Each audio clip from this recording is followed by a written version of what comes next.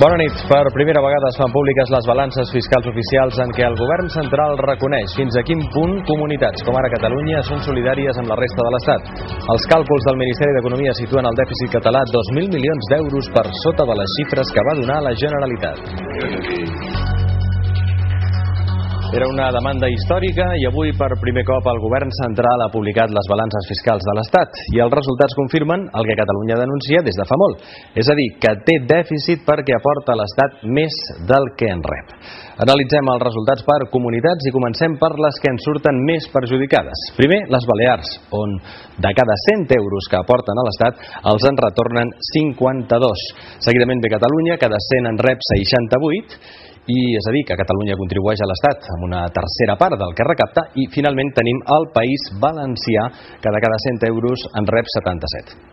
Què vol dir això? Doncs que aquestes tres comunitats, les més riques de l'Estat, estan en situació de dèficit fiscal. A l'altre costat de la balança, i mai millor dit, hi ha les comunitats més pobres, les que més reben de l'Estat. Doncs bé, en aquest cas Galícia, per cada 100 euros que aporta, en rep 129. Astúries veu incrementada la seva inversió fins als 148 euros i finalment Extremadura guanya 168 euros per cada 100 que paga a l'Estat. Resultat, totes tres tenen superàvit. Conclusions que finalment arriben, això sí, després d'un llarg recorregut. Gran expectació per unes xifres llargament reclamades i potser per no defraudar, el secretari d'Estat d'Hisenda, Carlos Ocaña, ha fet públiques no unes balances fiscals, sinó 6, i segons ha dit podrien haver estat moltes més, cadascuna amb uns resultats diferents depenent dels mètodes de càlcul i els criteris d'imputació i repartiment de recursos que es facin servir en cada cas.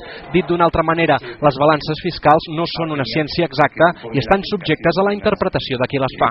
És el cas de les balances presentades pel govern espanyol avui i les que la Generalitat va fer públiques la setmana passada. Si agafem la metodologia del flux monetari, que només té en compte la despesa real de l'Estat a cada territori, els càlculs de l'executiu de Zapatero conclouen que Catalunya té un dèficit d'uns 14.800 milions d'euros, mentre que els del govern català eleven aquesta xifra a uns 2.000 milions més, fins als 16.700 milions d'euros. Això suposa una diferència de més d'un punt de dèficit sobre el PIB català. Sigui quin sigui el mètode emprat, on sí que hi ha coincidència és en la conclusió principal. Les comunitats més riques aporten més i reben menys. Erradicar algunos tópicos que se oyen con frecuencia, ¿no? De estas balanzas pues se puede valorar si determinadas regiones contribuyen o no a la solidaridad y a la redistribución de la renta. Pueden ustedes comprobar pues bueno, que efectivamente las regiones ricas contribuyen a la solidaridad sin ninguna duda. Durant els últims anys s'han publicat diversos informes de balances fiscals.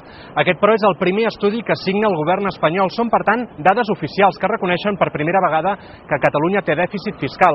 Ara bé, l'executiu central ja ha deixat ben clar que aquestes xifres no haurien de condicionar la negociació del nou sistema de finançament. Cristian Trepat, TV3, Madrid.